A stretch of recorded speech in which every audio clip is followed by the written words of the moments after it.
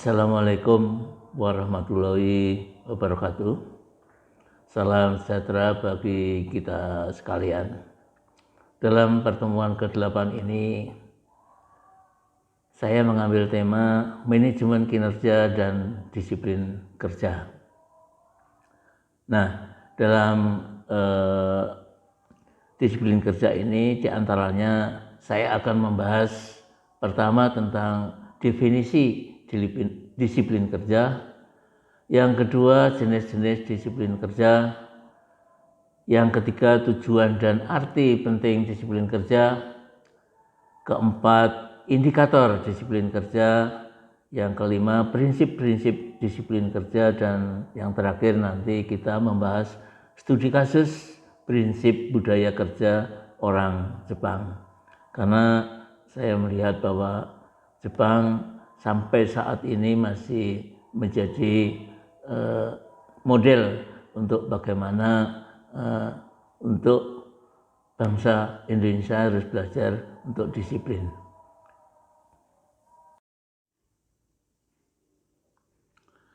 Baik, saya lanjutkan bahwa tadi pembahasan pertama adalah tentang apa sih disiplin kerja.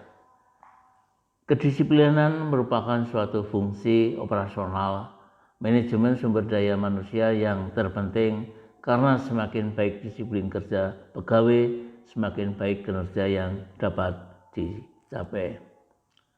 Berikutnya definisi disiplin kerja. Pertama, menurut Brad Farsib, bahwa dipandang dari segi sosiologi, disiplin terdiri dari dua bagian, yaitu disiplin dari dalam diri dan juga disiplin sosial. Keduanya saling berhubungan satu sama lain, sehingga seseorang yang memiliki sikap disiplin adalah orang-orang yang dapat mengarahkan perilaku perbuatannya berdasarkan patokan atau batasan tingkat laku tertentu yang diterima dalam kelompok ataupun lingkup sosial masing-masing. Yang kedua, menurut John Macquarie, yang memandang dari segi etika, disiplin adalah suatu kemauan dan perbuatan seseorang dalam mematuhi seluruh peraturan yang telah terangkai dengan tujuan tertentu.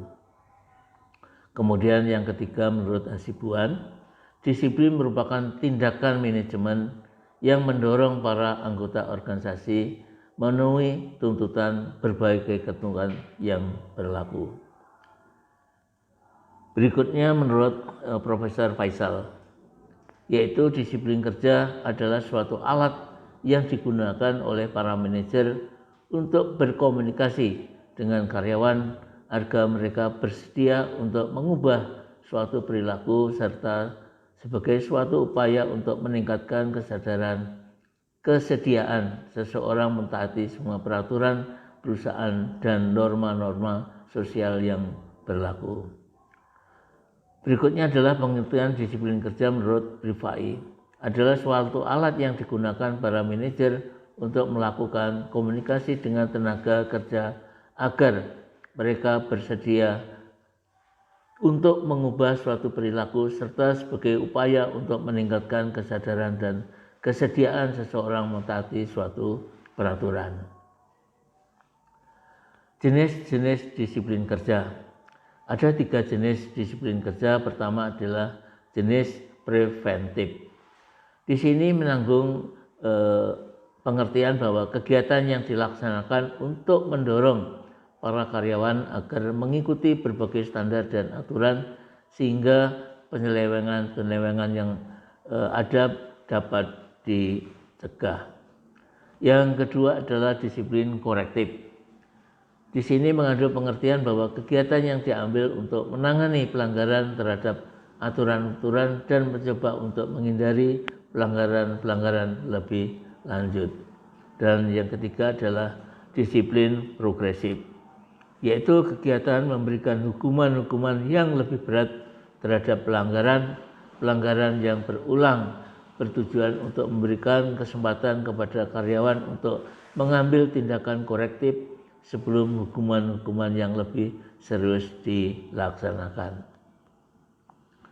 Adapun tujuan dan arti penting disiplin kerja, pertama adalah untuk meningkatkan produktivitas semaksimal mungkin dengan mencegah adanya pemborosan waktu dan energi.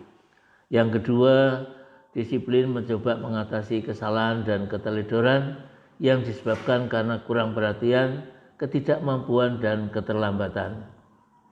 Yang ketiga adalah disiplin juga berusaha untuk mengatasi perbedaan pendapat antara karyawan yang satu dengan yang lain, serta mencegah ketidaktaatan yang disebabkan salah pengertian dan salah penafsiran. Yang keempat, disiplin dibutuhkan untuk tujuan organisasi yang lebih jauh guna menjaga efisiensi dengan mencegah dan mengoreksi tindakan-tindakan individu dalam itikat tidak baiknya terhadap suatu kelompok. Disiplin berusaha untuk melindungi perilaku baik dengan menetapkan respon yang dikehendaki. Adapun indikator disiplin kerja. Pertama, menurut indikator yang disampaikan oleh Mudaharansa Sinungan 1995, yakni pertama adalah absensi, yakni pendataan kehadiran pegawai yang sekaligus merupakan alat untuk melihat sejauh mana pegawai itu mematuhi peraturan yang berlaku dalam suatu perusahaan. Yang kedua, sikap dan perilaku, yakni tingkat penyesuaian diri seorang pegawai dalam melaksanakan semua tugas-tugas dari atasannya. Yang ketiga adalah tentang tanggung jawab, yakni hasil atau konsekuensi seorang pegawai atas tugas-tugas yang diserahkan kepadanya.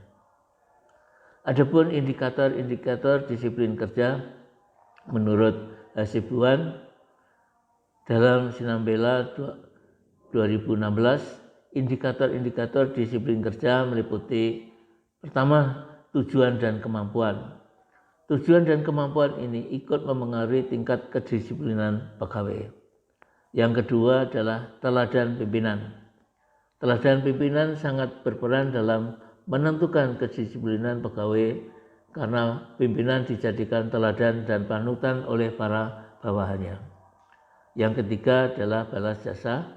Balas jasa atau gaji dan kesejahteraan ikut memengaruhi kedisiplinan pegawai karena balas jasa akan memberi kepuasan dan kecintaan pegawai terhadap perusahaan. Yang keempat adalah keadilan. Keadilan di sini maksudnya adalah ikut mendorong terwujudnya kedisiplinan pegawai karena ego dan sifat manusia yang selalu merasa dirinya penting dan minta diperlakukan sama dengan manusia lainnya. Kelima, waskat atau pengawasan melekat adalah tindakan nyata dan paling efektif dalam mewujudkan kedisiplinan pegawai perusahaan. Keenam, sanksi hukum. Sanksi hukum berperan penting dalam memelihara kedisiplinan pegawai. Ketujuh, ketegasan. Ketegasan pimpinan dalam melakukan tindakan akan memengaruhi kedisiplinan pegawai perusahaan. Kedelapan, hubungan kemanusiaan. Hubungan kemanusiaan yang harmonis di antara sesama pegawai ikut menciptakan kedisiplinan yang baik pada suatu perusahaan. Prinsip-prinsip disiplin kerja meliputi antara lain hadir tempat kerja sebelum waktu mulai bekerja. Kedua, bekerja sesuai dengan prosedur maupun aturan kerja dan peraturan organisasi. Ketiga, patuh dan taat kepada saran maupun perintah atasan. Keempat, ruang kerja dan perlengkapan selalu dijaga dengan bersih dan rapi. Kelima, menggunakan peralatan kerja dengan efektif dan efisien. Keenam, menggunakan jam istirahat tepat waktu dan meninggalkan tempat setelah lewat jam kerja. 7, tidak pernah menunjukkan sikap malas kerja. Dan yang ke-8, selama kerja tidak pernah absen atau tidak masuk kerja dengan alasan yang tidak tepat dan hampir tidak pernah absen karena sakit. Studi kasus di sini prinsip budaya kerja Jepang. Kebetulan saya sendiri pernah bekerja dengan tim Jepang, yaitu di JICA, Japan International Cooperation Agency, yaitu kurang lebih selama 2,5 tahun. Dan kebetulan saya juga dapat sertifikat dari perwakilan JICA yang di Indonesia, bahwa di antaranya adalah untuk belajar tentang perencanaan perkeretaapian. Nah, untuk itu saya juga melihat bahwa Jepang masih menjadi contoh ya sampai saat ini bagaimana disiplin orang Jepang dalam bekerja itu akan menjadikan produktivitas dari pegawai akan jadi lebih baik. Pertama, bila kita membahas tentang kedisiplinan dan komitmen untuk lakukan yang terbaik dalam bekerja, maka kita jadikan budaya kerja bangsa Jepang sebagai panutan. Bangsa Jepang dikenal sebagai bangsa yang memiliki disiplin dan tingkat produktivitas yang tinggi dengan berprinsip bekerja seumur hidup. Hal itulah yang membuat bangsa Jepang tidak ekonominya tinggi dan membuat ekonomi tinggi yang sejajar dengan negara-negara maju di Eropa dan Amerika Serikat. Seperti Anda ketahui, kalau suatu saat Anda pergi ke Inggris, di sana ada lapangan terbang Hathrop. Lapangan terbang ini ada namanya diskriminasi, yaitu orang kulit putih dan kulit berwarna. Di mana orang-orang selain orang kulit putih, dia harus melewati gerbang tertentu. Nah, di sini apa yang terjadi? Satu-satunya di negara bukan Eropa, Amerika berkulit putih, bangsa Asia, satu-satunya adalah Jepang yang diperlakukan sama dengan negara kulit putih. Jadi orang Jepang tidak melalui pintu keluar masuk dari pintu yang ditetapkan oleh non Eropa dan Amerika. Kemudian kedua, bahwa awalnya bangsa Jepang tidak memiliki etos kerja yang tinggi, tidak disiplin, lebih senang bersantai dan menghabiskan waktu untuk bersenang-senang. Kekalahan Jepang atas sekutu pada Perang Dunia Kedua membuat ekonomi mereka terpuruk dan banyaknya pengangguran. Hal itu yang memotivasi Jepang bekerja keras agar bisa bertahan dan bangkit dari kehidupan. Nah, ini saya bisa tambahkan, kalau Anda suatu saat pergi ke Jepang lebih dari 3 bulan, di sana akan diberikan pelatihan tentang mengenal budaya Jepang. Karena apa? Budaya Jepang di sana pertama adalah di sana banyak gempa bumi. Karena apa? Satu hari itu bisa lebih dari 3 kali gempa bumi. Kalau seseorang itu dari luar Jepang datang ke Jepang dan setiap hari harus 3 kali ataupun lebih ada gempa terus lari-lari, itu habis nanti. Dia sudah nggak kerja, nggak bisa tenang, akhirnya apa? Stres.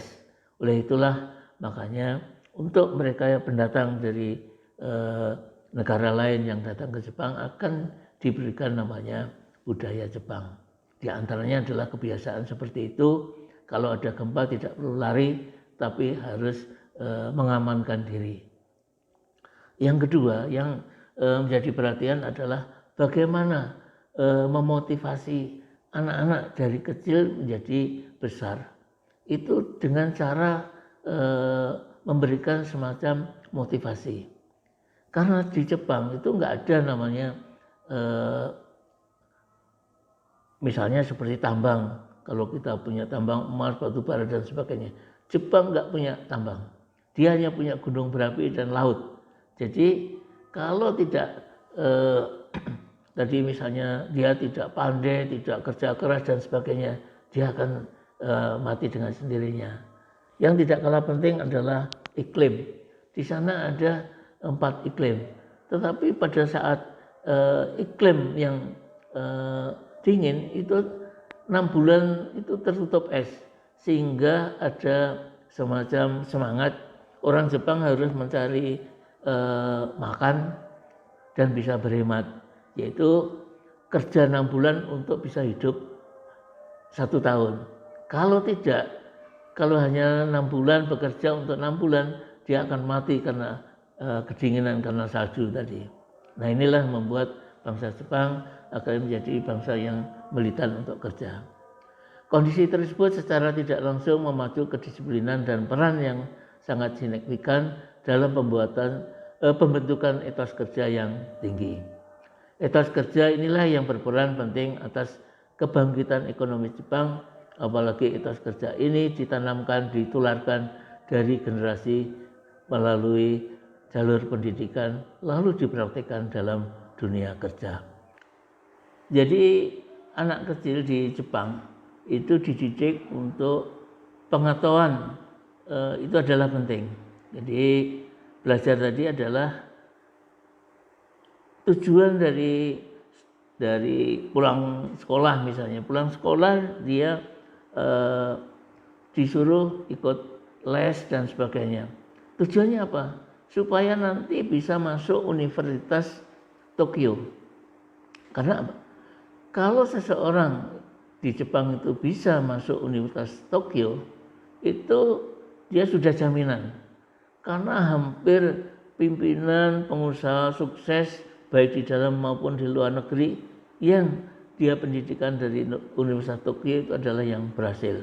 Baik itu di dunia bisnis maupun non bisnis, dan untuk Universitas Tokyo termasuk universitas yang favorit di seluruh dunia. Kemudian etos kerja bagi bangsa Jepang yang tinggi berakibat banyaknya jumlah pekerja yang meninggal akibat kelebihan pekerjaan atau jam kerja, yaitu karosi. Berdasarkan laporan Kementerian Tenaga Kerja, ada peningkatan tajam karosi yang mencapai rekor tertingginya sepanjang sejarah. 2015 tercatat 1.450 orang pada akhir bulan Maret 2015. Menurut Kementerian Tenaga Kerja, angka kematian mayoritas di sektor pelayanan kesehatan, layanan sosial, serta perkapalan dan konstruksi. Apa yang disebut dengan workaholic itu yang ada di gila kerja. Ya. Menurut data yang berhasil dihimpun Organisasi untuk Kerjasama Ekonomi dan Pembangunan, yaitu Organization for Economic Cooperation and Development (OECD), pada 2016 jam kerja para pekerja di Jepang dari 2011 sampai 2014 sangat tinggi, dan pada 2011 jam kerja pekerja Jepang adalah 1.728 per tahun, dan pada tahun 2012 mencapai 1.745 jam per tahun. Kemudian pada tahun 2013 menjadi 1.734 per tahun, dan pada 2014 menjadi 1.729 per tahun. Jadi itulah kinerja ataupun semangat kerja yang tinggi atau biasa disebut dengan workaholic. Nah, di sini contohnya kenapa orang Jepang itu memiliki semangat yang tinggi dalam bekerja. Pertama, sering disebut dengan Bushido. Bushido adalah prinsip tentang semangat kerja keras yang diwariskan secara turun-temurun. Semangat ini telah melahirkan proses belajar bangsa Jepang yang tak kenal lelah. Inilah yang diwarisi sampai saat ini, termasuk mereka yang bekerja di luar negeri memiliki semangat seperti itu. Yang kedua adalah prinsip samurai. Prinsip samurai adalah prinsip tidak mudah menyerah. Prinsip samurai masih tertanam kuat dalam sanubari bangsa Jepang, namun tidak digunakan untuk berperang melainkan untuk membangun ekonomi, menjaga harga diri, kehormatan bangsa secara teguh, serta tak menyerah pada berbagai bencana alam, terutama gempa dan tsunami. Tadi saya jelaskan di depan bahwa tsunami itu menjadi sayur dan nasi aja buat orang sana itu. Yang ketiga adalah konsep budaya kaisan.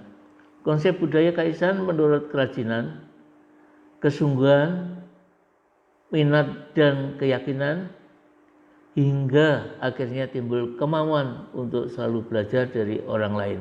Caranya adalah seorang pekerja harus selalu kreatif, inovatif, dan produktif. Inilah yang menjadi kendala di antara generasi muda kita. Yang 4 adalah prinsip Kaizen. Prinsip Kaizen adalah optimal biaya dan waktu dalam menghasilkan produk yang berkualitas tinggi. Hal ini mendorong bangsa Jepang untuk komitmen tinggi pada pekerjaan dan diselesaikan sesuai jadwal agar tidak menimbulkan pemborosan. Jadi kalau orang di sana nggak ada namanya pekerjaan dibawa pulang, itu nggak ada. Justru pulang kerja biasanya dia mampir ke warung ataupun kedai minum, atau mungkin sekarang kafe-kafe gitu, itu sampai malam dan nanti larut malam pulang dan besok kerja lagi. Jika tidak mengikuti jadwal, maka penyelesaian pekerjaan akan lambat dan menimbulkan kerugian. Oleh karena itu, perusahaan di Jepang menerapkan peraturan tepat waktu bagi para pekerjanya, termasuk di dalam proses produksi itu tidak mengenal namanya persediaan, yang adalah just in time. Jadi tidak perlu ada gudang untuk menyimpan adanya stok dan sebagainya. Kelima adalah perusahaan untung sama saya juga untung. Nah, ini disiplin dan semangat kerja inilah yang membentuk sikap dan mental kerja yang positif. Disiplin juga menjadikan para pekerja patuh dan loyal pada perusahaan. Mereka mau melakukan apa saja demi keberhasilan perusahaan, bahkan sanggup bekerja lembur tanpa mengharapkan bayaran tambahan. Karena mereka beranggapan jika hasil produksi meningkat dan perusahaan mendapat keuntungan besar, maka mereka juga akan mendapatkan kompensasi setimpal. Jadi saya sampaikan di depan bahwa mereka tidak ada namanya kutu loncat, artinya dia bekerja dari ini, keluar, kemudian kerja di tempat lain, keluar lagi dan sebagainya. Tapi justru di sana bekerja seumur hidup. 6. Malu jika pulang lebih cepat. Pekerja yang pulang lebih cepat dianggap pekerja yang tidak penting dan tidak produktif. Ukuran nilai dan status orang Jepang didasarkan pada disiplin kerja dan jumlah waktu yang dihabiskan di tempat kerja. Tanpa ada pengawasan pun mereka bekerja dengan baik, penuh dedikasi dan disiplin. Yang ketujuh, pembagian waktu yang efisien. Ketika sudah masuk kerja, maka tidak ada lagi pekerja yang mengobrol dan bersanda. Mereka langsung bekerja sesuai pekerjaannya masing-masing. Baru ketika tiba saatnya makan siang, irugohan lucikan, mereka hentikan pekerjaan dan bercanda ria dengan teman-teman sambil menuju kantin. Sokudo, yaitu untuk makan dan kembali bercanda tanpa memikirkan pekerjaan. Yang kedelapan adalah senioritas. Jepang adalah salah satu negara yang masih memegang teguh senioritas. Ada istilah senior atau senpai dan junior atau kouhai. Pekerja yang muda harus patuh kepada mereka yang lebih tua bila diberi perintah. Senior harus mengarahkan dan mengajari juniornya. Sedangkan junior wajib menghormati dan mengikuti perintah seniornya. Hal itu berakibat para pekerja senior biasanya sudah berumur 50-60 tahun menempati top level sekelas manajer atau direktur. Sedangkan pekerja junior di bawah 30 tahun menempati level bawah. Kesembilan, tamu adalah raja, atasan adalah dewa. Ada pepatah Jepang yang mengatakan bahwa tamu adalah raja, atasan adalah dewa. Pepatah ini membuat para pekerja patuh dan loyal pada atasan mereka. Mereka siap melakukan apa yang diperintahkan atasan demi kesuksesan perusahaan tempat mereka bekerja. Mereka berpikiran apabila produksi suatu perusahaan naik dan untung besar, otomatis pekerja akan mendapatkan bayaran yang setimpal. Gagal menyelesaikan pekerjaan sama halnya dengan mempermalukan diri sendiri, bahkan harga diri mereka merasa hilang.